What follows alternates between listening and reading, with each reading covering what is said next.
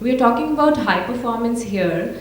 How should organization deal with the attrition of employees who are outperforming every time and they're raising their bars every time high and high? So that's what my question is. So how do you manage high performance? Attrition of high. Attrition of the Attrition high of high- performance who are outperforming every time.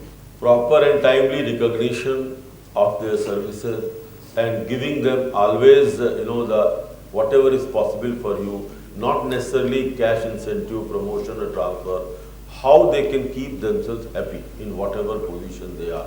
And they will be keep on performing. There is no fixed rule for that. It differs from position to position, person to person, and organization to organization. Yeah, but I want And to you know can't that. really, you can't really keep all of Yeah. them with you forever.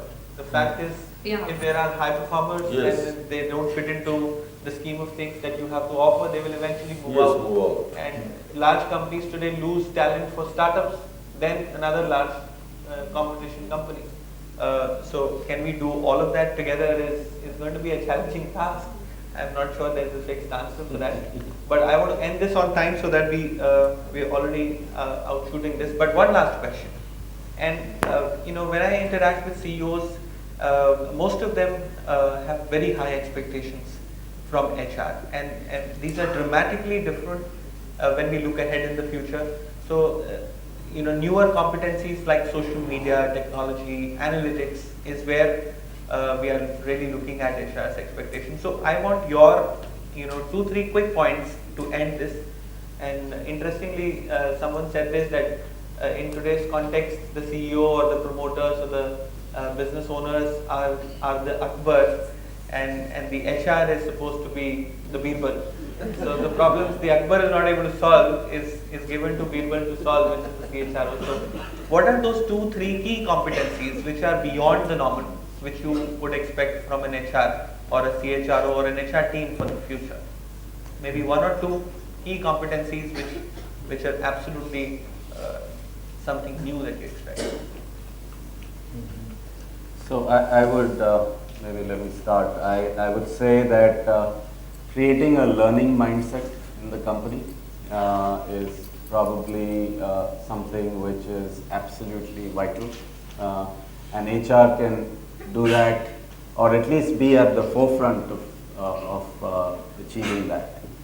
Because today things are changing so fast that unless you have a team that has the ability to constantly renew and enhance their skills, that's going to be a challenge.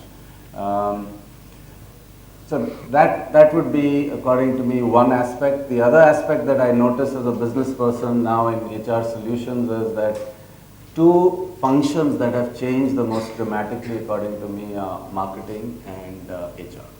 HR today almost appears to me when we offer HR solutions, it's much more like marketing. It's much more like analytics, so being able to handle data and great communication skills. So the ability to, and it goes back to learning mindset, to create this, be a student yourself and learn yourself constantly, and harness all these great collaboration tools is what I would look at Sure. HR providing.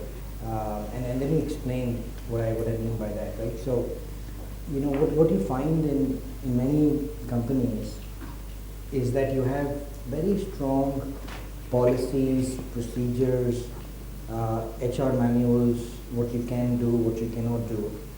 But interestingly, the world doesn't fit nicely in that, in that particular policy manual, and there are certain things that, needs, requirements that certain individuals, high performers, etc., would have, right? The HR team has to always figure out ways that, living by the HR guidelines and manuals and policies that I have, can I do something extra for the high performers, right? Can I do something extra for individuals that I really want to retain? Can I do something that will really help drive training, development for those particular individuals, right? And you will fail as an HR leader or as an HR person, if all you're doing is here's the rule book, and that's what we should be following, right? You have to find ways and means within that rule book to be able to further the agenda of the organization, of the business leader, of the functional leaders, etc. The other thing I would say is that, you know, we're going to go through some very, very interesting times in the next few years, right? And I can already feel that. So someone talked about attrition. E-commerce companies, you know, the space that I'm in, financial services, are just going through a massive change. The amount of attrition that I think is going to come down the pipe is going to be fairly massive, fairly massive, right? So the HR team has to be ahead of the curve, trying to figure out ways, how do I keep my employees with me? How do I stem that attrition? How do I develop these individuals, right? How do I get these? Because you know what, I will never be able to match the salary levels that an e-commerce company is giving, right?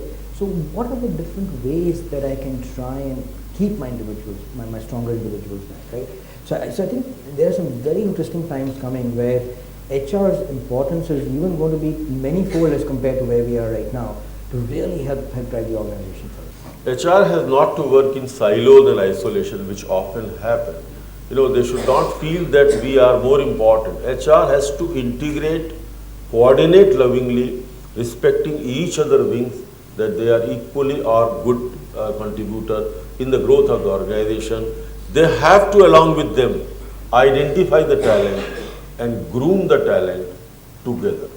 If that larger role HR can take, I think there will be very good growth in every organization.